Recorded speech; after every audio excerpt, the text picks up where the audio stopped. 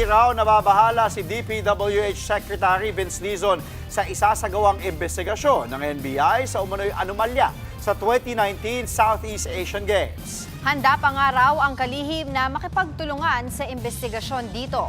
At live mula sa EDSA Buendia, nasa frontline ng balitang yan si Brian Castillo. Brian, ano ba ang sinabi ni Secretary Dizon sa isyong ito?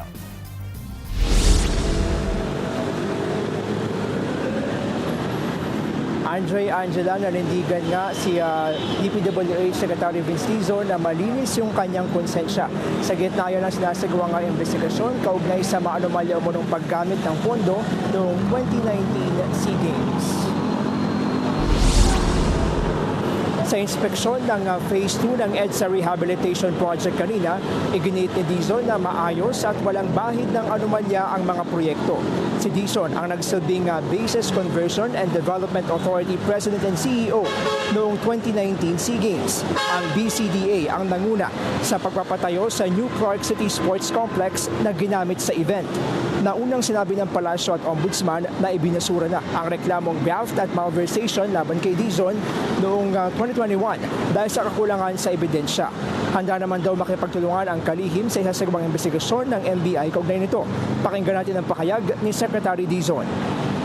Magkakasang loob natin at talagang napakaganda ng mga facilities na yon. Nakita nyo naman, no?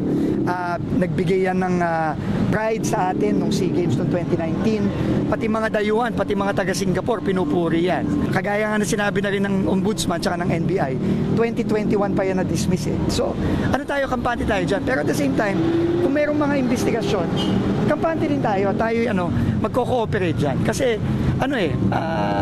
malinis ang konsensya natin at naniniwala tayo na napakaayos nung mga facilities na yan.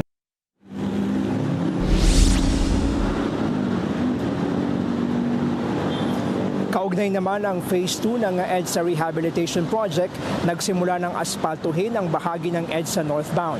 Mula yan sa Buendia hanggang lampas ng MRT bonus station sa Mandaluyong. Itong weekend nga, 2 linya sa northbound lane ang isinara mula alas 10 ng gabi hanggang alas 4 ng hapon. Nagdulot yan tulay ng traffic.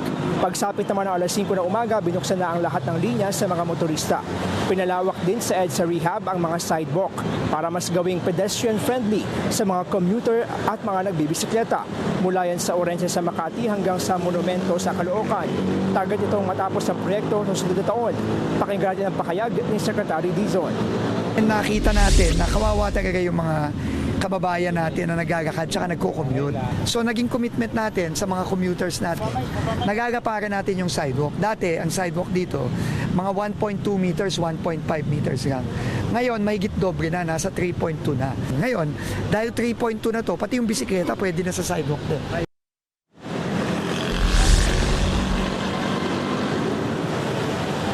Ngayong tag-ulan na, palalawakin na rin ng DPWH ang drainage system sa EDSA para maiwasan na ang pagbaha.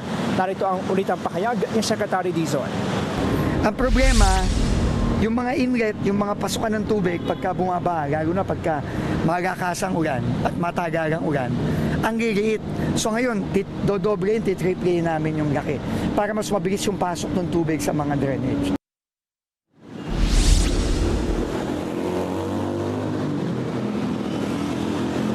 Andre, Angela, sa ngayon ay bukas na ulit yung lahat ng linya sa magkabilang lanes, northbound at southbound lane ng EDSA. Tigil na rin muna yung gawaan sa EDSA Rehab at magbabalik yan mamayang 10 p.m. hanggang alas 4 na madaling araw bukas. Dito naman sa bahagi ng EDSA sa may Buendia, sa southbound lane ay dire-diretso at walang pagbigat sa daloy ng trapiko.